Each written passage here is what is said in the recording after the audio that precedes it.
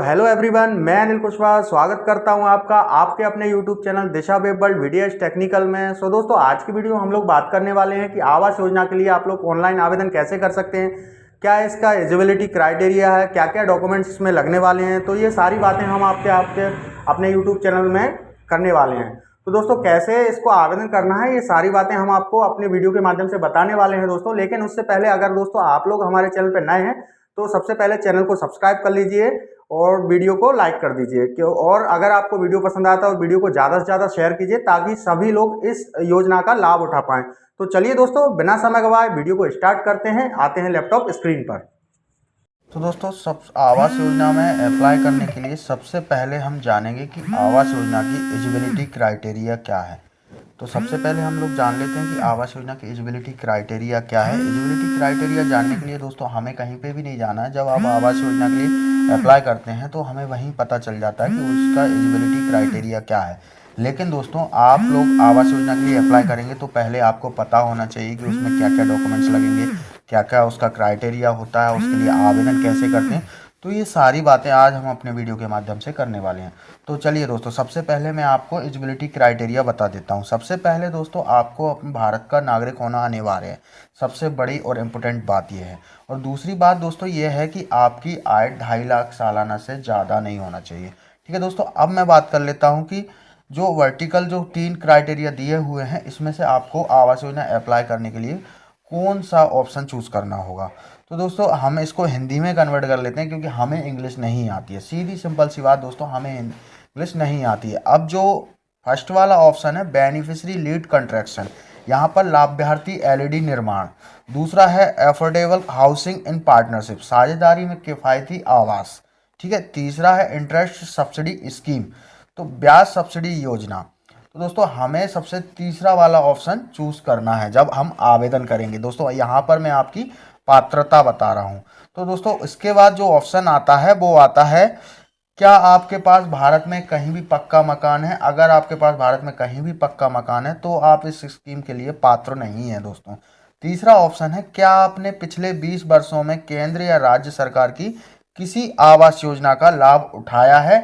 अगर उठाया है तो भी आप इस योजना के लिए पात्र नहीं हैं दोस्तों। अगर नहीं उठाया है तो आप इस योजना के पात्र हैं दोस्तों। तो चलिए दोस्तों, ये तो हो गया हमारी आवास योजना के लिए पात्रता का, क्या हम पात्र हैं या नहीं है। अगर आप पात्र हैं तो क्या क्या आपको डॉक्यूमेंट्स देने होंगे। तो चलिए दोस्तों, सबसे पहले हम अपने डॉक्यूमेंट्स भी जान लेते हैं। तो दोस्तों, डॉक्यूमेंट्स में आपको कुछ भी नहीं देना है, मात्र 5 चीज़ों का ध्यान रखना है और 5 ही डॉक्यूमेंट्स आपके पास होना चाहिए। सबसे पहला है आवेदक का आधार विवरण, आधार संख्या, आधार के अनुसार नाम, जन्म तिथि। ठीक है दोस्तों। दूसरा है परिवार के सदस्यों के आधार का विवरण, ये जितना भी आपने अपनी फैमिली मेंबर हैं उन सभी के आधार कार्ड आपके पास होना चाहिए जब भी आप आवेदन करने जाएं। ठीक है। तीसरा है आवेदक के सक्रिय बैंक खाते का विवरण। दोस्तों, आवास योजना का फॉर्म भरने के लिए आपके पास एक बैंक अकाउंट होना चाहिए जिसमें आधार लिंक अवश्य होना चाहिए। ठीक है दोस्तों। इसके बाद है आय प्रमाण पत्र। दोस्तों, आवेदन करने के लिए आपको इनकम सर्टिफिकेट यानी आय प्रमाण पत्र की भी आवश्यकता होगी। ठीक है दोस्तों। अब 5वां है भूमि दस्तावेज, लाभार्थी आधारित निर्माण बीएलसी घटक के मामले में। ठीक है दोस्तों। तो दोस्तों, आपके पास भूमि के और रजिस्ट्री के डॉक्यूमेंट्स भी आवश्यक है दोस्तों। अगर आपके पास गांव पे फॉर्म भर रहे हैं, गांव का फॉर्म भर रहे हैं, तो आपके पास पट्टा या बहुत सारे भूमि के दस्तावेज होते हैं, वो सभी डॉक्यूमेंट्स आपके पास होना चाहिए। तो ये थे आपके कुछ इंपॉर्टेंट डॉक्यूमेंट और एलिजिबिलिटी क्राइटेरिया। अब बात कर लेते हैं दोस्तों, आप लोगों को आवास योजना में आवेदन कैसे करने हैं दोस्तों। तो उसके लिए आपको कहीं पर भी एमपी ऑनलाइन पे या फिर कहीं पर भी जाने की आवश्यकता नहीं है। अगर आप खुद एंड्रॉयड फ़ोन चलाते हैं तो बहुत ही आसानी से आप लोग इस वीडियो के माध्यम से अपने आवेदन को फिल कर सकते हैं। तो चलिए, कैसे आप लोग अपने आवेदन को फिल करते हैं मैं आपको आगे बता देता हूं। तो दोस्तों, वीडियो को फुल एंड फाइनल वॉच कीजिएगा क्योंकि आवेदन को फुल एंड कंप्लीट मैं इसी वीडियो के माध्यम से बताने वाला हूं दोस्तों। और आवेदन फिल होने के बाद आपको क्या करना है वो सारी जानकारी इसी वीडियो के माध्यम से आपको देने वाला हूं। तो चलिए दोस्तों, वीडियो में आगे बढ़ते हैं। तो सबसे पहले आपको आ जाना है आवास योजना की वेबसाइट पर। तो देखिए, इस तरीके की वेबसाइट है। आपको कुछ भी नहीं करना है, आपको गूगल पर आपके मोबाइल की पर गूगल क्रोम ओपन कर लेना है। वहाँ पर आपको टाइप करना है PMAYU और जो फर्स्ट वाला लिंक होगा उसी पर आपको क्लिक करना है। तो कुछ इस तरीके से आपको यहाँ पर जो होम पेज है वो दिखने वाला है। ठीक है, इस तरीके का देखिए ऑफिशियल वेबसाइट है जो उनकी यही है। ठीक है, अदरवाइज कोई फर्जी वेबसाइट के चक्कर में मत पड़ जाना दोस्तों। ठीक है दोस्तों, ऑफिशियल जो वेबसाइट है वो यही है। तो आपको यहाँ पर क्लिक करना है। यहाँ पर क्लिक करने के बाद आपका जो पेज होगा सेकंड पेज वो ये वाला पेज होगा। ठीक है दोस्तों, और जो थर्ड पेज होगा वो ये होगा। ठीक है दोस्तों, सबसे पहले आपको अपने जो स्टेट है वो यहाँ पर चूज कर लेना है। स्टेट चूज करने के लिए आपको क्या करना है, यहाँ पर क्लिक करना है। हो सकता है दोस्तों थोड़ा वीडियो लंबा हो जाए, लेकिन वीडियो लंबा होगा तो ज़्यादा से ज़्यादा जानकारी मैं आपको दे पाऊंगा। कोशिश करूंगा वीडियो की लेंथ को कम करने का, लेकिन प्रयास करूंगा दोस्तों। ठीक है दोस्तों, सबसे पहले आपको अपना इंडिया में जो भी स्टेट में आप रहते हैं वो स्टेट यहाँ पर चूज़ कर लीजिएगा। जैसे मैंने यहाँ पर मध्य प्रदेश चूज़ कर लिया है। ठीक है, उसके बाद आपका जो सालाना इनकम है वो आप यहाँ पर डाल दीजिएगा। ठीक है, ये मैंने यहाँ पर 2 लाख डाल दिया है। इसके बाद दोस्तों आपको थर्ड वाला ऑप्शन, जैसा कि मैंने आपको बताया था, इंटरेस्ट सब्सिडी स्कीम। ठीक है, उसके बाद यहाँ पर आपको दोनों में ही नो चूज कर लेना है। इसके बाद एलिजिबिलिटी चेक। ठीक है, आपकी एलिजिबिलिटी चेक हो गई। इसके बाद सबसे पहले आपको जिसके नाम से, मतलब आप खुद के नाम से अप्लाई कर रहे हैं या परिवार में किसी और सदस्य के नाम से अप्लाई कर रहे हैं, तो उसका आधार नंबर यहाँ पर डालना है। ठीक है दोस्तों, और सबसे इंपॉर्टेंट बात यह है कि उसके आधार कार्ड से मोबाइल नंबर लिंक होना चाहिए, नहीं तो आप इस फॉर्म को नहीं भर पाएंगे।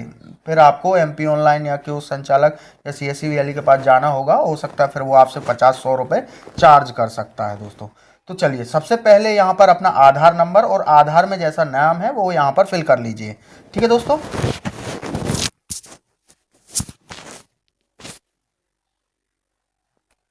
जैसे ही आप लोग आधार और अपना नाम वहाँ पर डालेंगे तो आपको क्लिक जो टिक है उस पर क्लिक करना है। इसके बाद जनरेट OTP पर क्लिक करना है, जिससे आपके रजिस्टर्ड मोबाइल नंबर पर OTP चला जाएगा। वो ये OTP यहाँ पर डाल करके सबमिट करना है। ठीक है दोस्तों,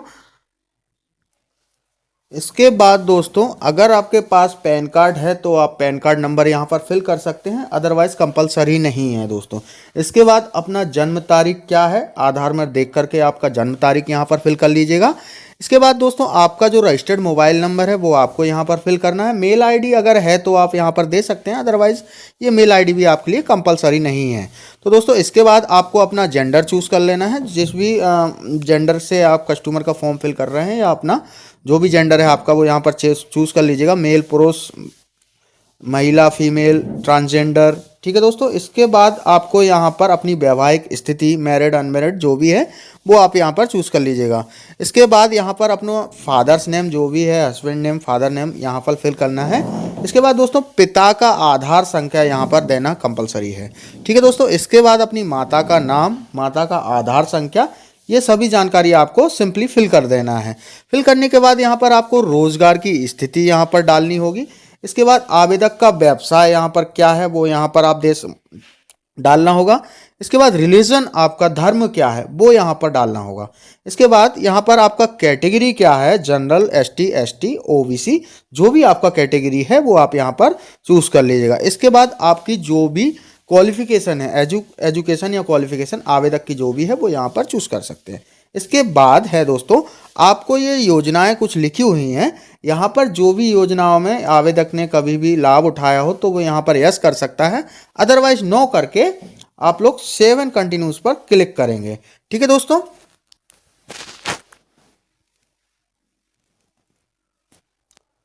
उसके बाद दोस्तों जैसे ही आप सेव एंड कंटिन्यूस पर क्लिक करेंगे, जो आपका फैमिली मेंबर डिटेल्स है वो आपको यहाँ पर फिल कर देना है। बाकी आपने मदर एंड फादर का आधार नंबर वहाँ पर दिया होगा तो वो ऑटोमेटिकली यहाँ पर आपका फिल हो करके आ जाएगा। इसके बाद अगर आपके कोई और भी फैमिली मेंबर हैं तो आप यहाँ पर अलग से ऐड कर सकते हैं और फिर इसको सेव एंड कंटिन्यूस पर क्लिक करेंगे। इसके बाद दोस्तों जो आपका नेक्स्ट स्टेप होगा वो हाउस होल्ड डिटेल्स के बाद जो है वो आपको हाउस होल्ड कैटेगरी घरेलू जो ऑटोमेटिकली टिक होकर के आएगा। वहाँ की सारे टिक आप ऑलरेडी पहले से ही फर्स्ट पेज पर लगा चुके हैं, वही हैं। इसमें एक्स्ट्रा ये है कि आपको जो इनकम प्रूफ के लिए जो मैंने आपको डॉक्यूमेंट्स बताया था आय प्रमाण पत्र, वो आपको यहाँ पर देना होगा। तो जो आय प्रमाण पत्र का साइज होगा वो 500 केबी से कम रहना चाहिए, और सॉरी 100 केबी से कम रहना चाहिए। तो आपको यहाँ पर डाउन अपलोड कर देना है। ठीक है दोस्तों, और जो फाइल है वो आपका पीडीएफ फाइल होना चाहिए। ठीक है दोस्तों, इसके बाद आपको यहाँ पर कब से आप इस शहर में रह रहे हैं वो आपको यहाँ पर चूज़ कर लेना है। घर का स्वामित्व, ओनर, रेंटल या नो हाउस होल्ड, तो आपको यहाँ पर चूज़ कर लेना है। ठीक है दोस्तों, इसके बाद दोस्तों जो आपका नेक्स्ट स्टेप होगा वो होगा एड्रेस डिटेल्स। तो दोस्तों सबसे पहले आपको present address and contact details यानी वर्तमान पता और संपर्क का ब्यौरा यहाँ पर देना होगा। तो जो आपका प्रेजेंट एड्रेस है वो आपको यहाँ पर सिंपली भर देना है। इसके बाद आपने मोहल्ले का नाम यहाँ पर भर देना है। इसके बाद अपना स्टेट, इसके बाद अपना डिस्ट्रिक्ट, उसके बाद अपना सब डिस्ट्रिक्ट और सिटी, इसके बाद अपना जो भी है वो यहाँ पर चूज़ कर लेना है, शहर का नाम। इसके बाद पिन कोड ऑटोमेटिकली यहाँ पर चूज़ कर लेना है। इसके बाद दोस्तों आपका जो है परमानेंट एड्रेस, वो स्थायी पता आपको यहाँ पर डाल देना है।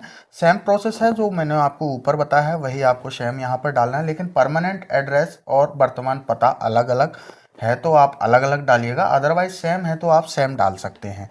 इसके बाद जो दोस्तों जो आता है प्रॉपर्टी एड्रेस यानी संपत्ति का पता, जहाँ पर आपका भूमि है वही पता आपको यहाँ पर दे देना है।